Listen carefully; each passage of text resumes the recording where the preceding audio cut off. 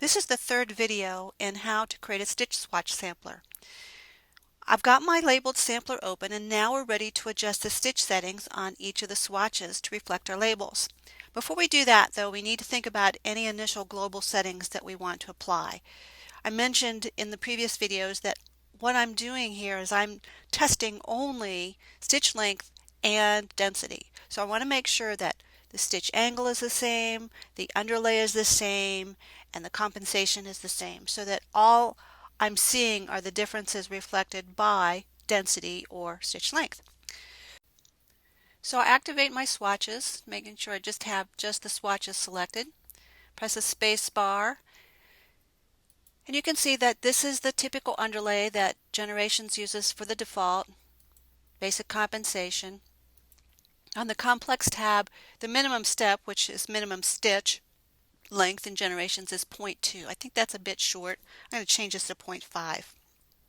Before I click OK, check the stitch count down here. It's 54,458. Once I click OK and it regenerates, it should take that down, and it's taken it down a nice little chunk there. We'll go back in, and I'm going, just for purposes of this example, we'll set the direction to horizontal, which is 0.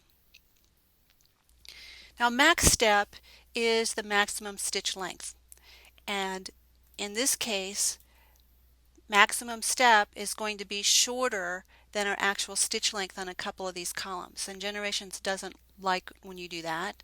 Most programs probably wouldn't like it.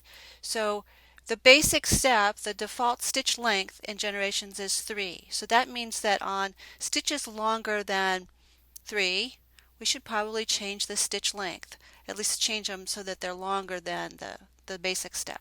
So we'll click OK. An important thing to know when we're changing all of these stitch parameters is that sometimes you can change things and only that attribute changes.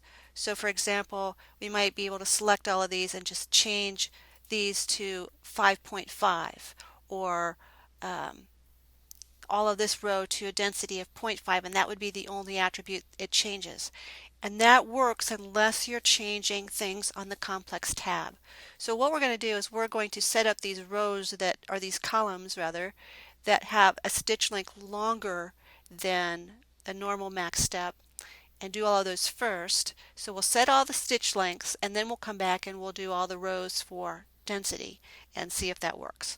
So space bar, complex tab, I'm going to set it to just 0.5 millimeter longer than the regular, and on the basic tab I'll click the stitch length that I actually want.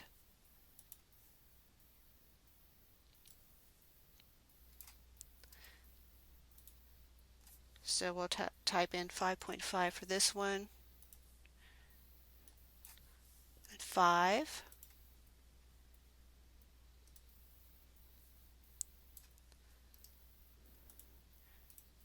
Now if I'm going too fast for you, don't worry about it.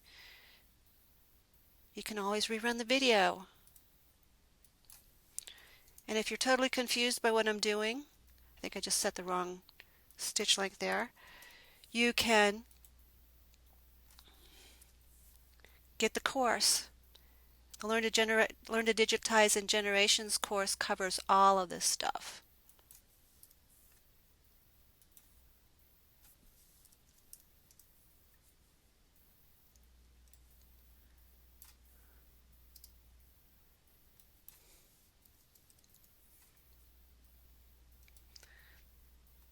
The 3.0 column is the default, so we don't need to change that one.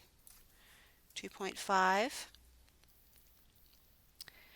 And now we should have all our stitch lengths set, and now it's just a matter of setting our densities. So I'll select this row, and I can change density down here on the quick bar.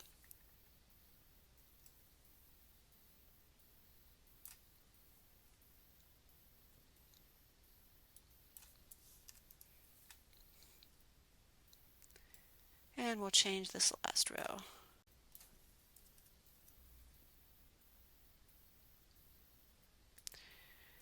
Okay, now looking at the screen, they all pretty much look the same.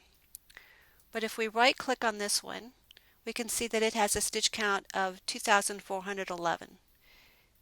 Click on this one, we see that it has a stitch count of only 903. That's because there's much less density and a longer stitch length here. So the idea is that you're going to sew this out and you're going to feel each swatch, you're going to look at how it covers, and you're going to pick the one that has the fewest number of stitches that covers the fabric adequately. And that's how you're going to determine your density. So you can make swatch charts for any stitch type. You can make them for complex fills, you can make them for pattern fills, you can make them for motif fills, you can make them for satins. So here's one that I've made for satin stitches.